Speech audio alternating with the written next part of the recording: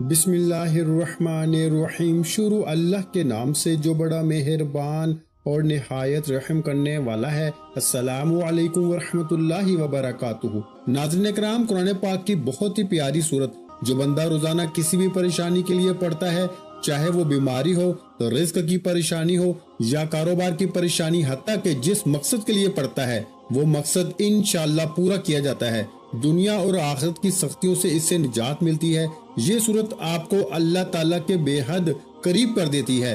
جس طرح کے آج کل مشکل حالات ہیں، ہر بندہ پریشان ہے، تو جو بندہ ان پریشانیوں سے بچ کر اپنی زندگی میں کامیاب ہونا چاہتا ہے تو اس صورت کو روزانہ ایک مرتبہ لازمی پڑھے۔ اگر کوئی صبح پڑھے گا تو فرشتے دن بھر اس کی حفاظت کریں گے، اور اگر کوئی رات کو پڑھے گا تو فرشتے ساری رات اس کی حفاظت کریں گے۔ یہ خاندان کے اندرونی عمل کو برقرار رکھنے اور کسی بھی قسم کی تنازعات کو دور رکھنے میں مدد فراہم کرتی ہے۔ یہ قرآن پاک کی وہ صورت ہے کہ جس کی تلاوت اللہ تعالیٰ جنت میں خود فرمائیں گے۔ جو شخص اس کی تلاوت کرتا ہے تو اللہ تعالیٰ اس سے بہت خوش ہوں گے اور اس سے وہ سب کچھ نوازیں گے جس کی وہ خواہش رکھتا ہے۔ یہ بہت آسان سا عمل ہے، معجزات کو دیکھنے والا عمل ہے۔ یہی خاص عمل ہے جو دولت کو فوری طور پر غیبی طریقے سے آپ کے پاس لانے والا عمل ہے۔ ایسا عمل ہے میرے بھائیوں کہ ایک دن لوگوں نے یہ وظیفہ پڑھا اور پڑھتے ہی رزق کی دولت سے مالا مال ہو گئے۔ گھر میں کاروبار میں دولت کی ریل پیل ہو گئی۔ دولت کی برسات صبح سے ان کی زندگی میں شروع ہو گئی۔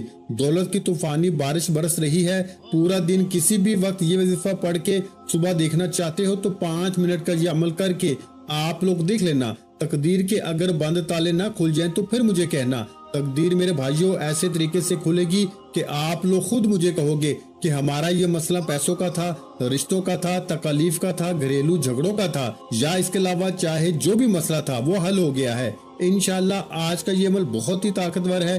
بے شک خود آزما کے دیکھ لو، آپ خود یہ عمل ایک مرتبہ کر کے دیکھ لو، اپنی آنکھوں سے دیکھنا معجزات کو آتے ہوئے، اپنی آنکھوں سے دیکھنا ڈھیروں رزق دولت کو آتے ہوئے۔ جس کسی بہن بھائی کو یہ وظیفہ جس کسی کو بھی بتایا، اس کی زندگی میں پیسہ تو بے حساب آیا، لیکن پھر اس پیسوں میں اتنی خیر و برکت، فضیلت اور وسعت پیدا ہوئی کہ وہ پیسہ واپس گیا ہی نہیں۔ وہ پیسہ ایسے آیا کہ پھر کبھی نہیں گیا۔ ایسے تو آپ لوگوں نے کوئی نہ کوئی عمل یا کوئی وظیفہ لازمی کیا ہوگا۔ آپ کو پیسے ملے ہوں گے یا نہیں، میں یہ نہیں کہہ رہا کہ نہیں ملے ہوں گے۔ آپ نے محنت اور کامل یقین سے کیا ہوگا تو آپ کو لازمی پیسے ملے ہوں گے، لیکن پھر کچھ وقت کے بعد، جیسے ہفتہ یا مہینے بعد یا 2 مہینے بعد ختم ہو گئے ہوں گے۔ تو یہ وہ وظیفہ ہے کہ پیسہ اگر ایک مرتبہ آپ کے پاس آ جائے گا تو پھر جانے کا نام ہی نہیں لے گا۔ اس پیسے میں انشاءاللہ خوب برکت اور عافیت ہوگی۔ پیسوں کو آپ سے محبت ہو جائے گی۔ یہ سمجھ لیں پیسہ آپ پر عاشق و مہربان ہو جائے گا۔ دولت کا اور پیسوں کا یہ بادشاہ عمل ہے، یہ بادشاہ وظیفہ ہے۔ اپنی زندگی میں جو بہن بھائی کہتے ہیں کہ ہمیں ڈھیروں پیسہ چاہیے، غیبی مال و دولت چاہیے، فوری ڈھیروں رزق چاہیے، وہ کہتے ہیں کہ اگر تو ہم صبح کو یہ وظیفہ پڑھیں تو پھر شام کو رزق مل جائے، رات کو پڑھیں تو صبح سے پہلے ہی مل جائے۔ تو یہ وظیفہ آج ان تمام بہن بھائیوں کے لیے ہے جو ہمیشہ ایک شکایت کرتے ہیں کہ ہماری مالی پریشانی ختم نہیں ہو رہی، مالی مشکلات ختم ہونے کا نام ہی نہیں لے رہی۔ شوہر ہے وہ دیہڑی لگاتا ہے، دیہڑی بھی کبھی لگتی ہے تو کبھی نہیں لگتی۔ اگر جس دن لگ جائے تو 4 پیسے لے آتا ہے، وہ اتنے ہوتے ہیں کہ ایک وقت کا کھاتے ہیں تو دوسرے وقت بھوکے سو جاتے ہیں۔ تنگ دستی ہے، فاقے ہیں، غربت ہے، لاچاری ہے۔ جو ویڈیوز دیکھتے ہیں اتنی پریشانیوں میں ہیں، آپ سب لوگ میرے ساتھ سچے دل سے آمین ضرور کہیے گا۔ آپ لوگوں کے لیے دعا مانگ رہا ہوں، آپ لوگوں کی تنگ دستیوں اور مشکلات کے لیے، کیونکہ یہ آمین کئی لوگ ایک ساتھ جب آمین کہتے ہیں نا میرے بھائیوں، تو کسی ایک کے سچے دل سے نکلی ہوئی آمین میں بھی آپ کا کام ہو جاتا ہے۔ تو سب مل کر آمین ضرور کہیے گا۔ میں ایک چھوٹی سی دعا کروں گا تمام لوگوں کے لیے، خاص طور پر جو ویڈیو دیکھ رہے ہیں۔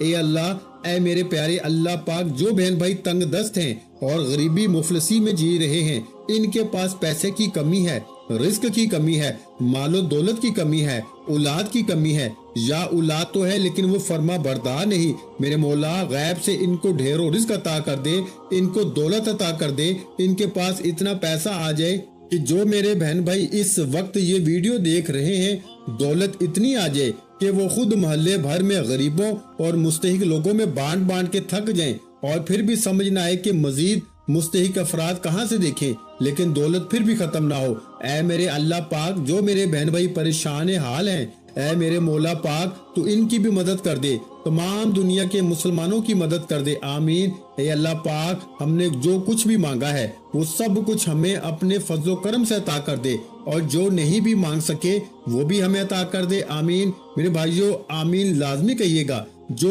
آپ کو ابھی بتانے لگا ہوں ناظرین کرام، یہ وظیفہ آپ نے اللہ تعالیٰ پر پورا یقین اور اپنے اللہ سے امید رکھتے ہوئے کرنا ہے۔ کسی بھی صورت آپ کو مایوس نہیں ہونا، کیونکہ اچھے اور برے حالات ہمیشہ کے لیے نہیں ہوتے، اس لیے آپ نے نا امیدی کا شکار نہیں ہونا، کیونکہ زندگی بھی عجیب ہے۔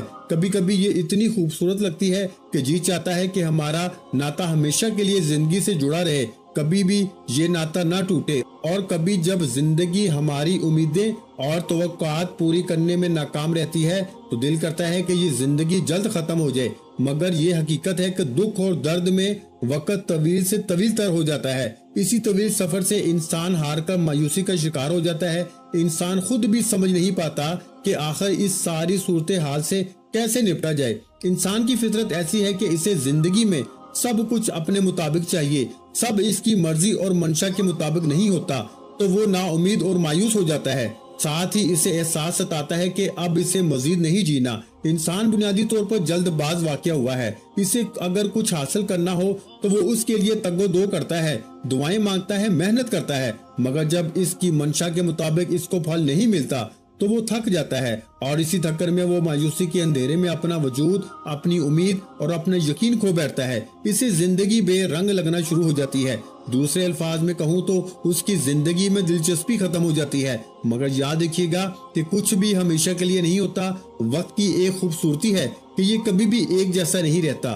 مشکل ہو تو آسانی بھی مل ہی جاتی ہے۔ حالات چاہے جتنے بھی کٹھن ہو، مشکلات کے بادل جتنے بھی کالے کیوں نہ ہو، آسانی کی صبح کا سورج ضرور طلوع ہوتا ہے۔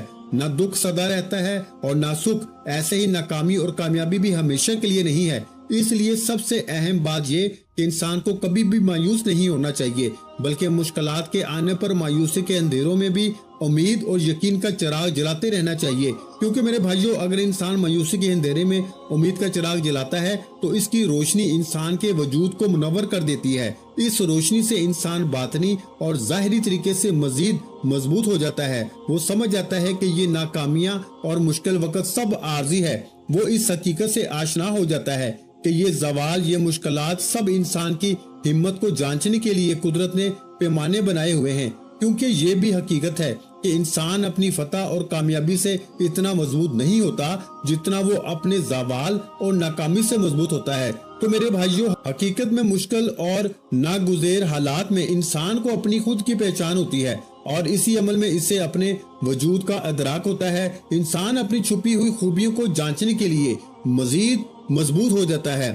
اسے اپنے سے وابستہ رشتوں کی پہچان بھی ہوتی جاتی ہے۔ وہ آسانی سے جان لیتا ہے کہ کون اس کے ساتھ مخلص ہے اور کون نہیں۔ انسان کے لیے مشکل وقت گزارنا بہت مشکل ہوتا ہے، اور اس وقت کو مزید مشکل انسان کے لیے اپنے منفی خیالات بناتے ہیں۔ انسان حقیقت میں اپنے خیالات کے ذریعے ہی یرغمال بن جاتا ہے، اور وہ سمجھتا ہے کہ وہ زندگی کی دوڑ سے باہر ہو گیا ہے۔ اس کے دیگر ساتھی بہت آگے نکل چکے ہیں اور وہ سب سے پیچھے اور سب کچھ ہار گیا ہے۔ منفی خیالات صورتحال کو مزید پیچیدہ کر دیتے ہیں اور انسان کی سوچ کو مزید الجھا دیتے ہیں۔ اس لیے اگر مشکل حالات آ جائے میرے بھائیوں، تو سب سے پہلے اپنے خیالات کو مثبت رکھیں۔ یہی کوشش کرنی چاہیے کہ جو کچھ زندگی میں بہتر حاصل کیا اس کو یاد رکھا جائے، تاکہ یہ محسوس کیا جا سکے کہ زندگی آپ پر کتنی مہربان رہی ہے، اور اسی سوچ سے امید پیدا ہوگی کہ اس بار بھی زندگی مہربانی ہی کرے گی۔ ساتھ میں یہ سوچ بھی مضبوط رکھنی چاہیے کہ ہر طوفان آپ کی زندگی کو تباہ کرنے کے لیے نہیں آتا، کچھ طوفان آپ کے راستے صاف کرنے کے لیے بھی آتے ہیں۔ امید کے ساتھ ساتھ یقین بھی ہونا چاہیے کہ جس رب نے اس دنیا میں بھیجا ہے وہ کبھی بھی ہم سے غافل نہیں ہوتا۔ رب نے قرآن میں بھی انسان سے کچھ وعدے کیے ہیں، اور بے شک اس کے سب وعدے سچے ہیں۔ قرآن پاک میں ہے کہ ہر مشکل کے بعد آسانی ہے۔ پھر فرمایا کہ انسان کی ہمت سے زیادہ اس پر بوجھ نہیں ڈالا جاتا۔ اس لیے انسان جب امید اور یقین کا دامن تھام لیتا ہے تو یہ احساس اس کے وجود میں گھر جاتا ہے کہ امید اور یقین ہی وہ واحد سہارے ہیں جن کے ذریعے وہ اپنے مشکل اور ناپسندیدہ حالات سے مقابلہ کر سکتا ہے۔ حقیقت میں امید اور یقین کا چراغ بہت ہی خوبصورت اور قیمتی چیز ہے۔ یقین جانے یہ چراغ ایسا ہے کہ جو کسی بھی مردہ وجود اور بے جان خواہشات کے اندر ایک نئی روح پھونک دیتا ہے۔ اس چراغ کی روشنی اتنی خوبصورت اور معطر ہے کہ انسان اس کی خوشبو سے خود کو پرنور محسوس کرتا ہے، کیونکہ اس کی روشنی اپنے اندر ایک خاص جادوئی طاقت رکھتی ہے، اور اسی جادوئی طاقت کے ذریعے انسان کی سب سے مایوسی اور پریشانی ختم ہو جاتی ہے۔ اس لیے میرے بھائیوں، مشکل حالات کو اپنے رویے سے مشکل ترین نہ بنائیں، بلکہ امید اور یقین کو تھام کے رکھیں گے تو ہر مشکل سفر بآسانی سے گزر جائے گا، کیونکہ قرآن پاک میں ارشاد ہوا ہے، ترجمہ: تم فرماؤ اے میرے وہ بندو جنہوں نے اپنی جانوں پر زیادتی کی، اللہ کی رحمت سے نا امید نہ ہو، بے شک اللہ سب گناہ بخش دیتا ہے، بے شک وہی بخشنے والا مہربان ہے۔ اس میں اللہ تعالیٰ نے بندوں پر اپنی کامل رحمت، فضل اور احسان کا بیان فرمایا ہے۔ چنانچہ ارشاد فرمایا کہ اے حبیب صلی اللہ علیہ وآلہ وسلم، آپ فرما دیں کہ اللہ تعالیٰ ارشاد فرماتا ہے، اے میرے وہ بندو جنہوں نے کفر اور گناہوں میں مبتلا ہو کر اپنی جانوں پر زیادتی کی، تم اللہ تعالیٰ کی رحمت سے مایوس نہ ہونا اور یہ خیال نہ کرنا کہ ایمان قبول کر لینے کے بعد سابقہ کفر و شرک پر تمہارا حساب کتاب ہوگا۔ بے شک اللہ تعالیٰ اس کے سب گناہ بخش دیتا ہے جو اپنے کفر سے باز آئے اور اپنے گناہوں سے سچی توبہ کر لے، بے شک وہی گناہوں پہ پردہ ڈال کر بخشنے والا اور مصیبتوں کو دور کر کے مہربانی فرمانے والا ہے۔ اس آیت کے شان نزول کے بارے میں متعدد روایات ہیں، ان میں سے ایک یہ بھی ہے، حضرت عبداللہ بن عباس رضی اللہ تعالیٰ عنہ فرماتے ہیں کہ مشرکوں کے کچھ آدمیوں نے بارہا قتل و زنا کا ارتکاب کیا تھا۔ یہ لوگ نبی کریم صلی اللہ علیہ وآلہ وسلم کی بارگاہ میں حاضر ہوئے اور کہنے لگے کہ جو کچھ آپ فرماتے ہیں وہ باتیں تو بہت اچھی ہیں، لیکن ہمیں یہ تو معلوم ہو جائے کہ کیا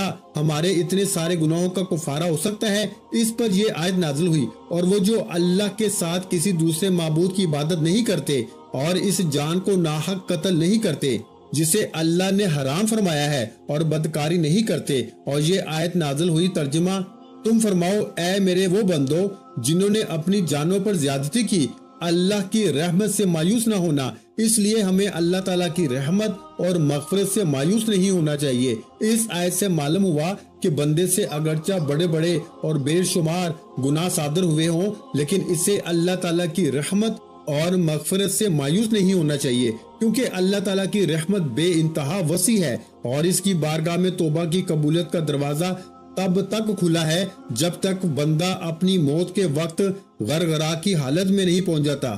اس وقت سے پہلے بندہ جب بھی اللہ تعالیٰ کی بارگاہ میں اپنے گناہوں سے سچی توبہ کر لے گا تو اللہ تعالیٰ اپنے فضل و رحمت سے اس کی توبہ قبول کرتے ہوئے اس کے سب گناہ معاف فرما دیں گے۔ اللہ تعالیٰ کی رحمت اور مغفرت کی تو کیا ہی بات ہے۔ چنانچہ حضرت انس بن مالک رضی اللہ تعالیٰ عنہ سے روایت ہے کہ نبی کریم صلی اللہ علیہ وآلہ وسلم نے فرمایا کہ اللہ تعالیٰ شاد فرماتا ہے کہ اے انسان، جب تک تو مجھ سے دعا کرتا رہے گا اور امید رکھتا رہے گا، میں تیرے گناہ بخشتا رہوں گا، چاہے تجھ میں کتنے ہی گناہ ہو، مجھے کوئی پرواہ نہیں۔ اے انسان، اگر تیرے گناہ آسمان تک پہنچ جائے پھر تو بخشش مانگے تو میں بخش دوں گا، مجھے کوئی پرواہ نہیں۔ اے انسان، اگر تو زمین بھر کے گناہ بھی میرے پاس لے کر آئے لیکن تو نے شرک نہ کیا ہو تو میں تمہیں اس کے برابر بخش دوں گا۔ اس آیت کا مفہوم مزید وضاحت سے سمجھنے کے لیے امام غزالی رحمت اللہ علیہ کا یہ کلام ملاحظہ فرمائیں، جو شخص سر تا پاؤں گناہوں میں ڈوبا ہوا ہو، جب اس کے دل میں توبہ کا خیال پیدا ہو تو شیطان اس سے کہتا ہے کہ تمہاری توبہ کیسے قبول ہو سکتی ہے، وہ یہ کہہ کر اسے اللہ تعالیٰ کی رحمت سے مایوس کر دیتا ہے۔ تو اس صورت میں ضروری ہے کہ مایوسی کو دور کر کے امید رکھیں اور اس بات کو یاد کریں کہ اللہ تعالیٰ تمام گناہوں کو بخشنے والا ہے، اور بے شک اللہ تعالیٰ کریم ہے جو بندوں کی توبہ قبول کرتا ہے۔ نیز توبہ ایسی عبادت ہے جو گناہوں کو مٹا دیتی ہے۔ انشاءاللہ وہ آپ کے حالات ضرور بدلے گا اور آپ کی تمام مصیبتیں اور پریشانیاں دور کر دے گا، کیونکہ اللہ تعالیٰ کی رحمت بے مثال ہے۔ حضرت عبداللہ بن عباس سے روایت ہے کہ رسول اللہ صلی اللہ علیہ وآلہ وسلم نے فرمایا، اللہ تعالیٰ نے اپنے فرشتوں کو نیکیاں اور برائیاں لکھنے کا حکم دیا، اس طرح کہ جو شخص نیکی کا ارادہ کرے اور اس پر عمل نہ کر سکے تو اللہ تعالیٰ اسے ایک پوری نیکی شمار کر لیتا ہے، اور جو شخص نیکی کا ارادہ کر کے اس پہ عمل کرے اس کے حساب میں ایک نیکی کے بدلے 10 نیکیاں بلکہ 700 نیکیاں اور اس سے بھی زیادہ لکھی جاتی ہیں۔ اور جو شخص برائی کا ارادہ کرے اور برائی کو عمل میں نہ لا سکے اللہ کے خوف سے یا کسی اور وجہ سے، تو خداوند تعالیٰ اپنے ہاں اس کے حساب میں ایک پوری نیکی لکھ دیتا ہے۔ اور جو شخص برائی کا ارادہ کر کے اسے عمل میں بھی لائے تو صرف ایک برائی اس کے نامہ اعمال میں لکھی جاتی ہے۔ اللہ تعالیٰ جس طرح اپنی ذات میں بے مثل اور بے مثال ہے، اسی طرح اس کی ہر صفت ازلی و ابدی اور لامحدود ہے، تاہم اس کی صفت رحمت سب سے بڑھ کر ہے۔ قرآن مجید میں ارشاد ہے، میری رحمت وسیع ہے ہر شے پر۔ عاملین عرش مومنین کے حق میں اللہ کے حضور بخشش کی دعا کرتے وقت کہتے ہیں کہ اے پروردگار، تیری رحمت ہر چیز پہ پھیلی ہوئی ہے، بس تو بخش دے ان لوگوں کو جو توبہ کرے۔ اللہ تعالیٰ اپنے بندوں پر مہربان ہے، وہ اپنے بندوں کی خطائیں معاف کرنا چاہتا ہے اور نیک کاموں پر زیادہ سے زیادہ ثواب دیتا ہے۔ ارشاد باری تعالیٰ ہے کہ جو کوئی ایک نیکی لاتا ہے اس کے لیے 10 گنا اجر ہے، اور جو کوئی ایک برائی لاتا ہے تو اسے بس اس کی جزا ملے گی اور لوگوں پر ظلم نہیں کیا جائے گا۔ اللہ تعالیٰ اپنے بندوں پر بے حد مہربان ہے، بس اس کی رحمت کا دروازہ کھٹکھٹانے کی ضرورت ہے۔ ایک حدیث میں ہے کہ اللہ تعالیٰ کے پاس 100 رحمتیں ہیں، ان میں سے ایک رحمت اس نے جن، انسان، چوپالوں اور زہریلے جانوروں میں بھیجی ہے۔ اس رحمت کے سبب سے وہ آپس میں پیار محبت اور مہربانی کرتے ہیں، جبکہ 99 رحمتوں کو اللہ تعالیٰ نے قیامت کے لیے اٹھا رکھا ہے کہ وہ ان سے اس دن اپنے بندوں پہ رحم کرے گا۔ ایک روایت میں ہے کہ ایک شخص جس نے کبھی کوئی نیک کام نہیں کیا تھا، موت کے وقت اپنے گھر والوں سے کہا کہ جب میں مر جاؤں تو مجھے جلا دینا، پھر آدھی راکھ جنگل میں اڑا دینا اور آدھی دریا میں بہا دینا۔ خدا کی قسم، اگر اللہ نے مجھ پہ قابو پا لیا تو وہ مجھے ایسا عذاب دے گا جیسا دنیا میں پہلے کسی کو نہ دیا گیا ہو۔ جب وہ بندہ مر گیا تو اس کے بیٹوں نے اس کی وصیت کے مطابق عمل کیا۔ اللہ تعالیٰ نے دریا کو حکم دیا اور اس کے اندر کی راکھ جمع کی، پھر جنگل کو حکم دیا اور اس کے اندر کی راکھ جمع کی۔ پھر اللہ تعالیٰ نے اس سے پوچھا، تو نے ایسا کیوں کیا؟ اس نے عرض کیا، پروردگار، تیرے خوف سے، اور تو یہ بات خوب جانتا ہے۔ اس پر اللہ نے اسے بخش دیا، اگرچہ اس شخص کی وصیت غلط تھی، مگر اللہ تعالیٰ نے اس کے خوف کی وجہ سے اسے بخش دیا جو اسے قیامت کے دن اللہ کے سامنے کھڑا ہونے سے تھا۔ بس اللہ تعالیٰ سے خوف کھانا اللہ کی رحمت کو متوجہ کرتا ہے۔ تو ناظرین کرام، آپ نے بھی اپنے رب پر توکل کرتے ہوئے یہ عمل کرنا ہے۔ آج ایک ایسا عمل کرنا ہے، ایسا وظیفہ کرنا ہے جس سے گھر کے اندر رزق کی فراوانی ہوگی، اتنا رزق ملے گا، نصیب بدل جائے گا۔ اور یہ آزمودہ وظیفہ آج بتا رہا ہوں۔ ناظرین کرام، اگر اللہ کے نام پہ صدقہ کر دیا جائے اچھی اور پیاری چیز کا، تو کیا یہ ممکن ہے کہ پھر اللہ کی مدد نہ آئے؟ ممکن ہی نہیں۔ اصل صدقہ وہی ہوتا ہے جو اچھی چیز کا ہو، اصل صدقہ وہی ہوتا ہے۔ اللہ تو آپ کے دلوں کو جانتا ہے، بس دل کے اندر کیا ہے۔ اگر دل کے اندر اچھائی ہوگی، خلوص ہوگا، محبت ہوگی، اخلاص ہوگا تو فیصلے تو پھر اس پر ہوں گے، اور وہ چیز جس پر آپ کی محنت ہو آپ بھی یقین کرتے ہوں گے۔ صدقے میں میٹھی چیز سے مراد یہ ہوتا ہے کہ آپ چینی بھی دے سکتے ہیں، اس کے علاوہ اور بھی کافی چیزیں ہوتی ہیں، دکانوں سے مل جاتی ہیں، تو آپ ان میں سے کوئی بھی لے سکتے ہیں۔ لیکن اس میں یہ ہوگا کہ اگر سب سے اچھی چیز کو دو گے تو اس کا نتیجہ اچھا ملے گا۔ یہ صدقہ اللہ کے راستے پہ دینا ہوتا ہے۔ اگر تم اپنے بچوں کے لیے اچھی چیز کا انتخاب کرتے ہو تو کیا یہ ممکن نہیں کہ اگر آپ کسی کو کوئی چیز دینا چاہو تو وہ اچھی نہ ہو؟ دل تو مطمئن ہونا چاہیے کہ میں اچھی چیز دے رہا ہوں۔ اگر آپ کا دل مطمئن ہوگا اور آپ کو یقین ہوگا کہ میں اچھی چیز دے رہا ہوں، وہی زیادہ مؤثر ہوگی اور زیادہ اچھا نتیجہ ملے گا اور وظیفہ بہترین اثر انداز ہوگا، کیونکہ اگر جان اور مال لگے تو پھر قدر بھی ہوتی ہے، اس کی عزت بھی ہوتی ہے، اس کے دل کے اندر کچھ احساسات بھی ہوتی ہیں۔ اگر عام ہی چیز ہو، آپ کا زور بھی نہ لگے، تو یہ پھر ایسی چیز نہیں ہے کہ ایک تو اللہ کے راستے پر دینا بھی ہو، تو اللہ کے راستے پر آپ چھولے دیں، کوئی سستی چیز دیں جو گھٹیا ترین ہوتی ہے آپ کی نظر میں۔ ناظرین کرام، گھٹیا تو کوئی نہیں ہے، لیکن ویسے اگر آپ خود کھائیں تو اچھی چیز کھائیں اور دوسروں کو ایسی چیز دیں جو قابل استعمال نہ ہو۔ تو یہ فرق تو نہیں ہونا چاہیے، جو خود کھاتے ہو وہی اللہ کی راہ میں بھی دو، یہ اصل چیز ہوتی ہے۔ اللہ نے وہ چیزیں نہیں دیکھنی، آپ کا اخلاص دیکھنا ہے، آپ کا ایمان اور یقین دیکھنا ہے کہ اس کے اندر خلوص کتنا ہے، اخلاص کتنا ہے، محبت کتنی ہے، اس کے اندر میرے لیے پیار کتنا ہے۔ تو ان چیزوں کو ملحوظ خاطر رکھ کے عمل کیا کرو۔ ناظرین کرام، وقت کی نزاکت کو مد نظر رکھتے ہوئے اب ہم وظیفے کی طرف چلتے ہیں۔ کوئی بھی وظیفہ شروع کرنے سے پہلے درود پاک کا لازمی پڑھا کریں، کیونکہ درود پاک پڑھنے کی بہت سی فضیلت اور برکات ہیں۔ درود پاک پڑھتے رہنے سے انسان کی دنیا اور آخرت دونوں سنور جاتے ہیں۔ تو سب سے پہلے 11 مرتبہ درود پاک پڑھنا ہے، درود ابراہیمی جو نماز کے اندر پڑھا جاتا ہے۔ درود پاک پڑھ لیں 1 مرتبہ، میرے ساتھ بھی پڑھ لیں تاکہ ثواب ہو۔ اللہم صلی علی محمد وعلی آل محمد کما صلیت علی ابراہیم وعلی آل ابراہیم انک حمید مجید۔ اللہم بارک علی محمد وعلی آل محمد کما بارکت علی ابراہیم وعلی آل ابراہیم انک حمید مجید۔ محترم ناظرین کرام، قرآن کی وہ سورت جس کی تلاوت کرنے سے غریب امیر ہو جاتا ہے، بیمار صحت مند ہو جاتا ہے، حاجت مندوں کی حاجت پوری ہو جاتی ہے، تو وہ سورت ہے سورہ رحمان۔ 27ویں پارے کی بہت ہی پیاری سورت ہے۔ الرحمن اللہ کے خوبصورت ناموں میں سے ایک نام ہے جس کا مطلب ہے رحم کرنے والا۔ جو بندہ روزانہ صبح یا شام یہ سورت پڑھے گا، انشاءاللہ پورا سال اللہ پاک اس پہ رحم فرمائیں گے۔ جس پہ اللہ پاک رحم فرما دے اس پہ پوری دنیا رحم کرتی ہے، پوری دنیا اس سے پیار کرتی ہے۔ جو مانگو گے میرا مالک وہ عطا کرے گا۔ تو آپ سب بھی سورہ رحمان صبح شام تلاوت لازمی کیا کریں۔ جو پڑھ نہیں سکتا وہ صرف سن لیا کریں، انشاءاللہ سن کر بھی بہت سکون ملتا ہے۔ تو یہ عمل آپ نے کرنا ہے، دیکھنا کیسے اللہ تعالیٰ آپ کے نصیبوں کو کھول دے گا، آپ کے رزق کے بند دروازوں کو کھول دے گا۔ آپ کو اللہ پاک وہاں سے رزق عطا کرے گا جہاں سے آپ تصور بھی نہیں کر سکتے۔ قرآن کا فیصلہ ہے، اللہ پاک پھر جب رزق دینے پہ آتا ہے تو وہاں سے رزق ملتا ہے جہاں آپ گمان بھی نہیں کر سکتے، یہ قرآن کہتا ہے۔ تو اس لیے اللہ ایک طاقت کا نام ہے، پوری کائنات کا خالق، مالک اور رازق ہے۔ اللہ وہ ہے جس نے ہم سب کو بنایا ہے۔ یہ طاقت ہے میرے اللہ کی کہ آدم علیہ السلام سے لے کر کتنی کائنات کو بنایا، 18,000 مخلوقات ہیں اس کائنات میں، اور ساری مخلوقات میں سے سب سے افضل، سب سے اعلیٰ انسان ہے۔ شان رتبے کے لحاظ سے، عزت کے لحاظ سے اس کی قدر و قیمت ہے، اور اللہ کو سب سے زیادہ پیار اپنے اس بندے سے ہے۔ تو آپ کو بھی پیار ہونا چاہیے، آپ کو بھی محبت ہونی چاہیے، آپ کو بھی اپنے اللہ سے عشق ہونا چاہیے۔ دنیا میں ایک دوسرے سے لوگ کرتے ہیں، یہ جھوٹ ہے، اصل وہ ہے جس سے منزل ملتی ہے۔